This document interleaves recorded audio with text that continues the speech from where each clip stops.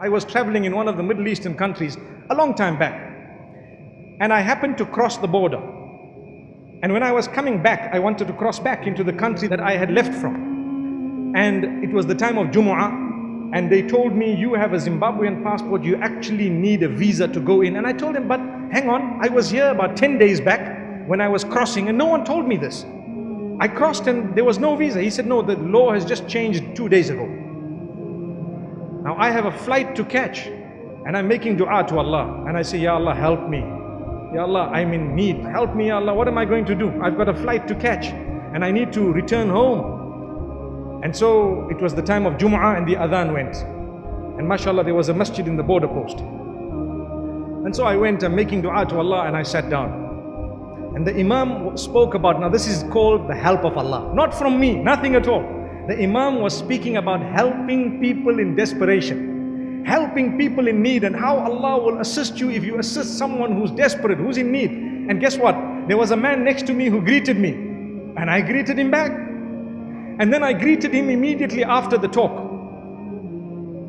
And I nodded my head, smiled at him and so on, and we started our salah. We were standing in the saf, straightening, the feet, and I started my salah and I ended. And when I finished, I made a dua to Allah subhanahu wa ta'ala, oh Allah, I don't know, it's only you that's going to help. And so what happened is, I came out, I had hope in my heart, but I was also making a plan B, to say, let's go back and we'll do this, we'll change tickets, perhaps leave from another city altogether. And as I went in, I told this brother who was behind the counter that, look, you know what, please, I need your help. He says, only my boss can do it for you. So can I see him? He says, yeah, well, you can, maybe. You can enter that door, and if he's there, you're lucky. So I went by the door, there was someone cleaning. Knocked on the door opened. Who was the boss? The man who sat next to me just the time of the khutbah and salah, and he read right next to me. And guess how I started my story? Assalamu alaikum. You can remember the smile, can't you? So I looked at him and I'm saying to myself, let me try and choose the best way of convincing him such that he will not be able to say no if he has a heart. I said, mashallah, I'm in need. I'm desperately in need. And I'm convinced Allah will send the help. And I hope and I pray that help can come through you at least, so that inshallah, I will be able to at least cross here. He looks at me and he thought for a moment, and I'm quite certain that the words of the Imam were ringing in his head. And then he tells me something. He says, you're right. It's only from Allah, not from me.